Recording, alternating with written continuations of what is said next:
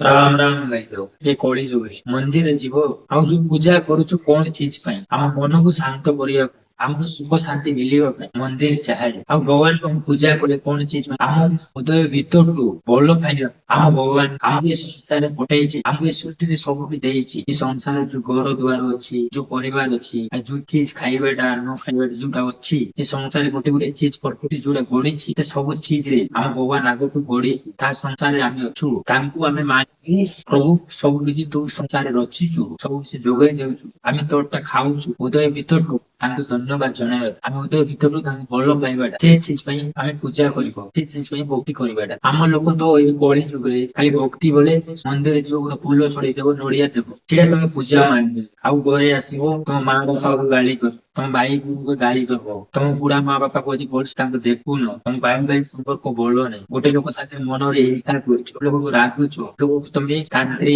ଚିରା ଗୁଣିଆରେ ଯାଇ ନସାଣି କରୁଛ, ସେଟା କୋଉଟା ଧର୍ମ ବୋଲି କୁହାଯାଏ? ତମେ ନିଜକୁ ଭାବ, କଳି ଯେତେ ମଣିଷ ମୁଁ ସମସ୍ତଙ୍କୁ ତମକୁ ପଚାରୁଛି, ତମେ ଗୋଟେ ଲୋକ ମନକୁ କଷ୍ଟ ଦେଇକରି, ଗୋଟେ ଲୋକ ଜୀବନ ଦେଇକରି ତମେ କୋଉ ପୂଜା କରୁଛ, କୋଉ ଧର୍ମ କରୁଛ? ତମେ ନିଜକୁ ଭାବ।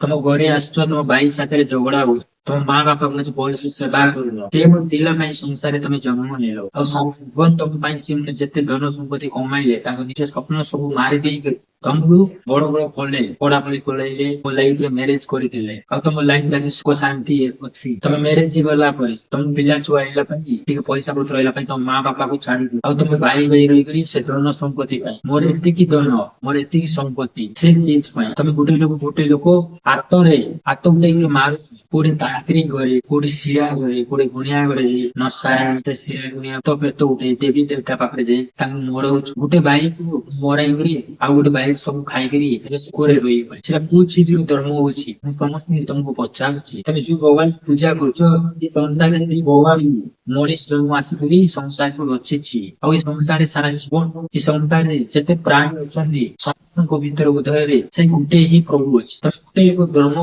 ବେଇଜ୍ଜତି କରୁଛ, ଗୋଟେ ଲୋକର ମହାବୀର ଖରାପ ଦୃଷ୍ଟି ଦେଖୁଛୁ, ଗୋଟେ ଲୋକ ଜୀବନ ମାରିକି ଖାଉଛୁ। ଆଉ ତମ ଭାଇ ଭାଇ ସାଥିରେ ତମ ସମ୍ପର୍କ ଭଲ ନାହିଁ, ତମ ପରିବାର ସାଥିରେ ସମ୍ପର୍କ ଭଲ ନାହିଁ, ତମ ମନରେ ଏଇ ହିଂସା କ୍ରୋଧ, ତମ ମନରେ କେତେ ହାତ ଅଛି। ଆଉ ତମେ ମନ୍ଦିରରେ ଯାଇ ହାତ ଯୋଡିକି ଭଗବାନଙ୍କୁ ଆମେ ପୂଜା କରୁଛୁ, ଧର୍ମ କରୁଛୁ ବୋଲି ତାକୁ ପୂଜା କରୁଛୁ। ଗୋଟେ ଲୋକ କଷ୍ଟ ଦେବାଟା ପୂଜା କି? ପୂଜା ଗୋଟେ ଲୋକକୁ ଆମେ ଭଲ ପାଇବା ଦେବାଟା, ମନ ଭିତର ତାଙ୍କୁ ସନ୍ତୁଷ୍ଟି ଦେବାଟା, କୋଉଟା ଠିକ କୋଉଟା ଭୁଲ, ତାଙ୍କୁ ଆବଶ୍ୟକ ବେଳେ ଆମେ ସାହାଯ୍ୟ କରିବାଟା, ତାଙ୍କୁ ଦୁଃଖ ଥିଲା ବେଳେ ଆମେ ତାଙ୍କୁ ସାହାଯ୍ୟ କରିବାଟା, ଟିକେ ଖରାପ ରାସ୍ତାରେ ଯାଇକି ତାଙ୍କୁ ଭଲ ରାସ୍ତାରେ ଦେଖେଇବାଟା, ସେଇଟା ପୂଜା। ସମସ୍ତେ ଆଗରେ ଗଢିବାଟା, ସମସ୍ତଙ୍କ ପାଇଁ ପବିତ୍ରରେ ଆମେ ସମସ୍ତଙ୍କ ପାଇଁ ଭଲ ମିଶା ସେଟା ପୂଜା, ସେଟା ଭକ୍ତି କୁହାଯାଏ। ଆମେ ହୃଦୟ ଭିତରଠୁ ଆମେ ମଣିଷ, ଜୀବଜନ୍ତୁକୁ, ଏ ସଂସାର ଯେତେ ଭଗବାନ ଗଢିଛି, ସବୁ ଚିଜରେ ଭଗବାନ ଅଛି। ସେ ଚିଜକୁ ଆମେ କେବେ ଭଲ ପାଉନୁ, ସେ ଚିଜକୁ ଆମେ ହିଂସା କ୍ରୋଧରେ ଦେଖୁ। ଆଉ ଆମ ମନରେ ଆମେ ସଂସାର ଧନ ସମ୍ପତ୍ତି ପାଇଁ, ଆମ ସେ ଚିଜ ପାଇଁ ସାରା ଜୀବନ ଆମେ ଧାଉଁଛୁ। ଏହା କୋଉ ଜାଗାରେ ଧର୍ମ ରହିଲା, ଆଉ କୋଉ ଜାଗାରେ ପୂଜା ରହିଲା? ଆଉ ଏଠି ସାରା ଜୀବନ ଯୋଉ କିଛି କରୁଛ, ଏ ସବୁ କିଛି କରି ସାରିଲା ପରେ ଏ ସଂସାର ଦିନ ନା ଦିନ ତ ମରିବ ହିଁ। ଏ ସଂସାର କଣ ଚିଜ ପାଇଁ ଆସିଥିଲ? ଏଠି ସାରା ଜୀବନ ତ ଏ ସଂସାର ଅମରି ରହିବ ନାହିଁ ନା, ଦିନେ ନା ଦିନେ ଏ ସଂସାରକୁ ମରିବା ପାଇଁ ପଡିବ ହିଁ। ଏ ସଂସାରକୁ ଯିବା ପାଇଁ ପଡିବ। କୋଉଠି ଯିବ ତମେ? ସ୍ୱୟଂକୁ ତମକୁ ଜ୍ଞାନ ନାହିଁ। ଆଉ ଯୋଉ ସମ୍ପତ୍ତି ଜମା କରୁଛ, ସେଟା ଖାଆ ପାଇଁ ଜମା କରୁଛ। ତମ ଗୋଟେ ଲୋକ କଷ୍ଟ ଦେଇକି ଆଉ ଗୋଟେ ଲୋକ ପାଇଁ ସେ ସମ୍ପତ୍ତି ଜମା କରୁଛ। ତମ ମା ବାପା, ତମ ଭାଇ ଭଉଣୀକୁ ଦୁଃଖ କଷ୍ଟ ଦେଇକି ଯୋଉ ଧନ ସମ୍ପତ୍ତି ଜମା କରୁଛ ତମ ପିଲା ଛୁଆ ପାଇଁ, ସେ ପିଲା ଛୁଆ କୋଉଠି ଆସୁଛି? ସେ ପିଲା ଛୁଆ କିଏ?